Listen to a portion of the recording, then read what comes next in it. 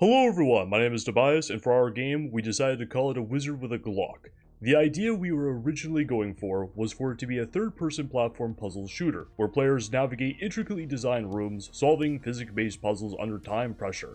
As the player progresses through the puzzles, enemies would begin entering the rooms to add further challenge to prevent the player from completing the puzzles in a timely manner. The three key features that we were aiming for in this game would be first, physics-based puzzle solving. Interacting with certain objects would have affected the environment, such as activating switches, creating temporary platforms, or altering parts of the map to unlock new paths for the player to discover. The second feature that we were going for would have been precision shooting and weak point targeting.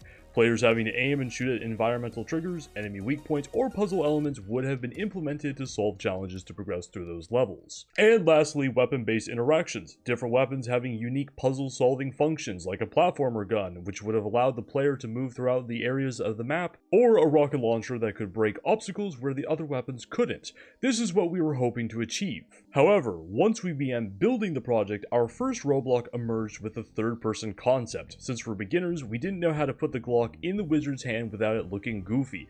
Our original cop-out was just going to have the gun float around his shoulder, add some shiny particles under it, and call it magic. But it looked horrible, not to mention how incredibly difficult it would have been to aim and hit your targets. We tried playing around with Cinemachine to transition between first and third person, but it was glitchy and multiple character controls were not responsive in the first person mode, such as being able to look up or down. So the third person concept was completely scratched to avoid having to animate the wizard holding, shooting, or reloading the Glock without it looking goofy or just outright breaking. To get around this, our focus turned to just first person. Our next step was spending some time looking around the Unity asset store to see what was available for us to use in our game. Luckily, we ended up finding several low poly weapon packages and medieval dungeons for free that fit the aesthetic of our character. This is where I began going down one hell of a rabbit hole. When I first made the player controller and slapped a gun on it, it was coming together, but it was static, boring, and devoid of life overall. It didn't feel like a first person shooter. I wanted to nail down this aspect of our game because I felt it was the most important pillar to establish a sense of immersion before moving forward with the other features. I ended up learning, coding, and implementing all these mechanics into the gun and the camera.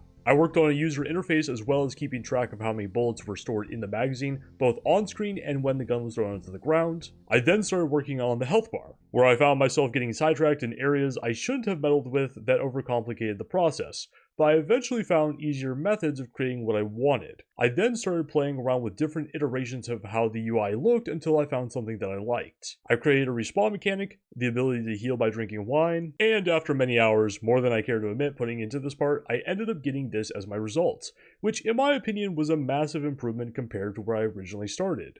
Next, for the weapon-based interactions, I started realizing how difficult this was going to be for me to code in. So I thought since he's a wizard, I'd make the guns and bullets themed around magical elements. The pistol is built around electricity, the assault rifle is themed around fire, and the shotgun is themed around ice, and so on. The idea behind these elements, if I had known how to code them in, I would have applied their unique effects to them.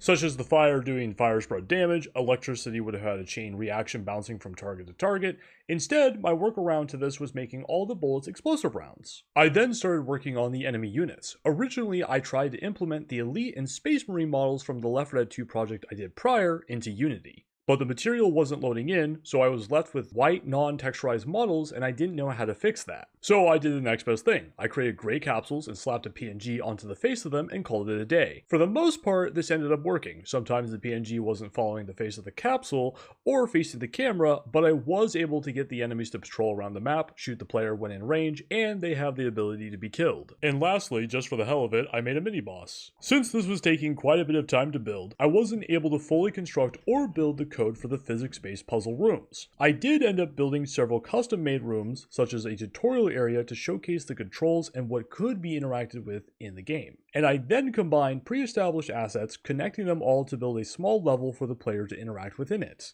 With all that being said, for the final result, this is what we were able to accomplish for our game. Thanks for taking the time to watch, and I hope you have a wonderful day.